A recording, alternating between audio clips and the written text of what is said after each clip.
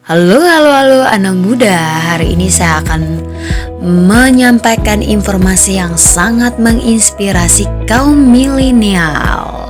Dan apa ya itu? Kita tahu bahwa di tengah derasnya arus globalisasi serta kemajuan teknologi, kaum muda dihadapkan pada berbagai macam tantangan dan persoalan. Nah, banyak sarjana seperti kehabisan akal untuk mengembangkan potensi dalam diri. Sementara tantangan hidup semakin tak terbendung. Bahkan ijazah tak lagi menjadi satu keharusan mutlak untuk terjun ke dunia bisnis. Kenyataan inilah yang membuat sebagian kaum muda sepertinya angkat tangan seolah menyerah dengan keadaan. Tetapi tak sedikit kaum millennials yang berani untuk menjual jasa di bidang entrepreneurship.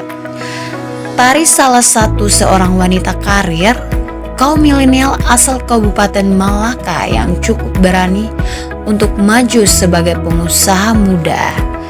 Ia bahkan berani membuat terobosan-terobosan ala millennials dan menjualnya kepada publik. Sebuah kafe dan juga distro jadi pasaran ideal yang ia kembangkan. Tentunya ini sebuah peluang usaha dan kehendak untuk mengembangkan potensi diri. Inilah ciri entrepreneur sejati bahkan menjadi kaum milenial. Tentu kita harus berani membuat terobosan untuk bergerak di bidang-bidang yang menghasilkan pundi-pundi uang. Sebelumnya jangan lupa untuk like, comment, share, and subscribe ya.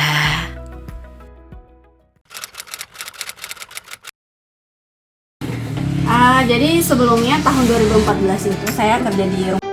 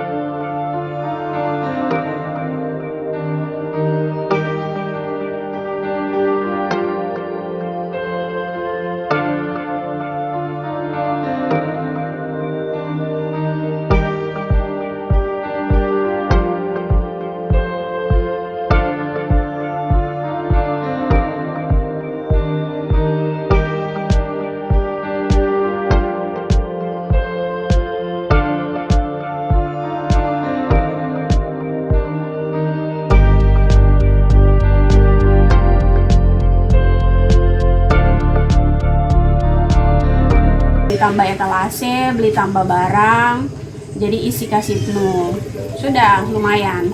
Setelah yang di tempat baru ini berjalan 6 bulan, saya dapat tawaran kerja jadi asisten apoteker di Apotik Mitra Farma. Nah, setelah itu sambil kerja, sambil urus usaha. Setelah dari situ, kiosnya tetap jalan, tapi sudah tidak terlalu lancar. Setelah itu tahun 2017 mulai marak orang jualan online shop. Saya juga jualan online shop.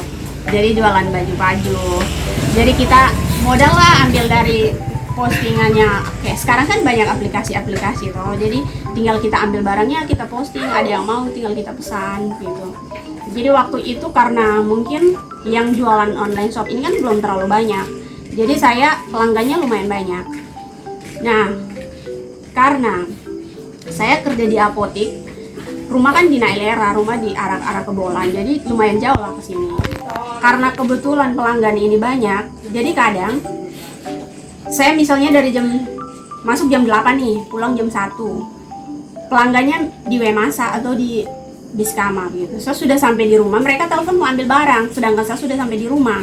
Saya harus tetap datang karena kan harus menjaga kualitas pelayanannya.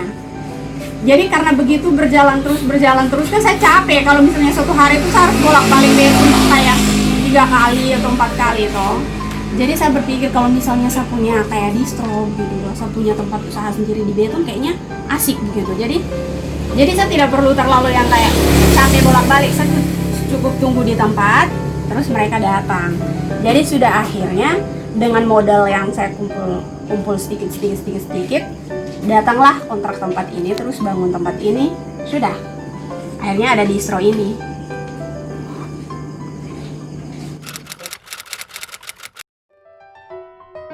Dari modal yang kios itu, terus dari jualan online, ada modal sedikit, terus saya bangun ini.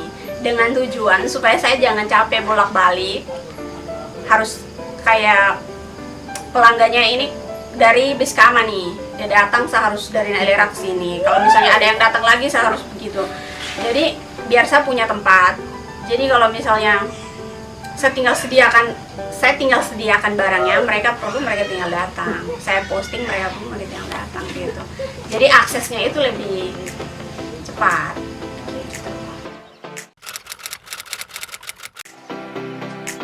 Ada tongkrongan Eltari ya. Jadi tongkrongan Eltari, ngopi dan shopping. Jadi namanya begitu. Kalau dulu sebelum ada tongkrongan ini namanya Eltari Distro. Eltari Distro tapi tulisannya tidak pakai E ya, langsung Eltari. Jadi pakai L langsung. Jadi sekarang namanya tongkrongan Eltari, ngopi dan shopping.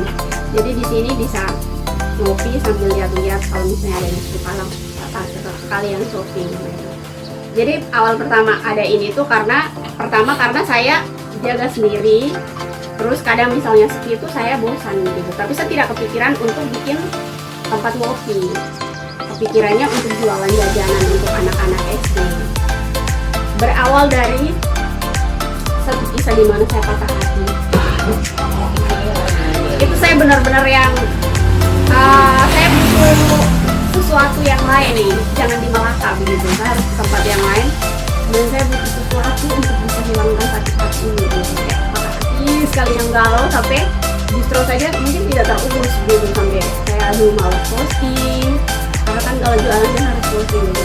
Datanglah saya ke rumah S3D, jadi saya berterima kasih untuk rumah S3D. Jadi di rumah S3D itu saya belajar dengan baristanya, namanya Lambert. Di sana saya belajar kopi selama 1 minggu, belajar seduh kopi, terus sangrai begitu. Jadi selain saya tertarik gitu, jadi kalau saya pulang saya buka kedai kopi saja. Dan karena saya berpikir juga kalau misalnya saya mau buka usaha lagi nih, kalau kayak tempat nongkrong begitu kan, saya harus ada dasar gitu. Jadi saya datang belajar di sana. Setelah dengan ilmu yang 1 minggu itu, saya pulang bukalah ini. Jadi begitu, ketika patah hati lampiaskannya di belajar, terus belajar terus ke usaha, dapat deh uang.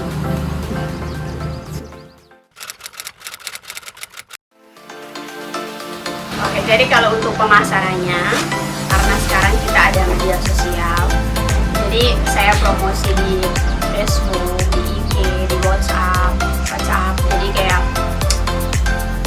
tinggal kalau ada teman-teman yang lihat, mereka tertarik, tinggal mereka kontak, terus mereka datang. Terus ada juga pelanggan yang dia tidak bisa keluar, jadi kita harus datang ke rumahnya, antarkan barang untuk pabrik. Terus kalau untuk pemasaran ini memang tidak terlalu sulit, hanya untuk dapat pelanggannya memang tidak gampang juga. Bersyukurnya saya punya banyak teman. Jadi dari teman-teman ini kadang saya minta tolong untuk bantu posting gitu. Ada teman-teman baik yang langsung respon baik, terus mereka bantu posting. Jadi penjualannya lewat media sosial, lebih gampang lewat media sosial. Jadi ada yang datang kayak datang langsung sini, karena kita kan punya tempat toko kayak punya distro ini kan, dia kayak lewat, ada orang yang lewat lihat terus singgah, nah di hati dia beli gitu. Tapi kebanyakan dominannya itu kita jual lewat media.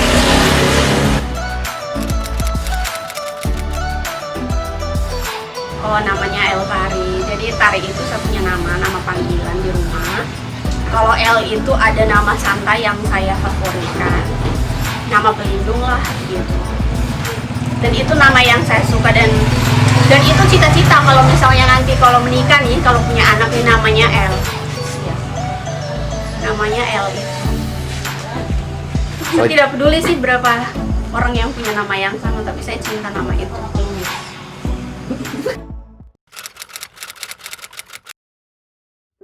Ya, bangunnya juga karena benar-benar sendiri. Jadi saya bangun usaha ini tuh benar-benar sendiri. Jadi hanya dengan modal awal dari kakak itu terus dikembangkan.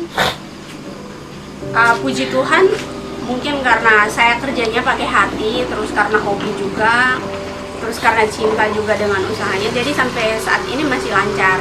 Paling kayak jatuh bangunnya itu kayak ada satu hari di mana kosong begitu, tidak ada pelanggan sama sekali begitu. Itu yang kadang tuh kayak aduh, kenapa hari ini sepi begitu. Tapi nanti besoknya kalau ada, sudah hati sudah mulai ini. Tapi ya memang begitu, namanya usaha kan, dia tidak bisa setiap hari lancar terus, setiap hari itu ramai terus kan, tidak bisa begitu. Itu saja sih. Kalau ini tidak sih, hanya bersyukur gitu. Saya juga tidak menyangka sampai di titik ini.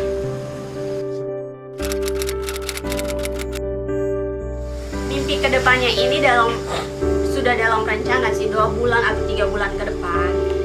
Kalau misalnya tidak ada halangan, mimpi yang paling cepat ingin dicapai itu, saya pengen perbesar tongkrongan. Saya pengen punya tongkrongan ini lebih luas, tapi desainnya saya pengen untuk tempat anak-anak muda nongkrong, berbagi ilmu, bisa berdiskusi bebas. Terus saya pengen belajar kopi lebih dalam, jadi saya mau buka untuk umum. Siapa yang mau belajar kopi bisa datang, kita belajar secara gratis gitu. Dan itu saya pengen sekali, semoga terwujud lah.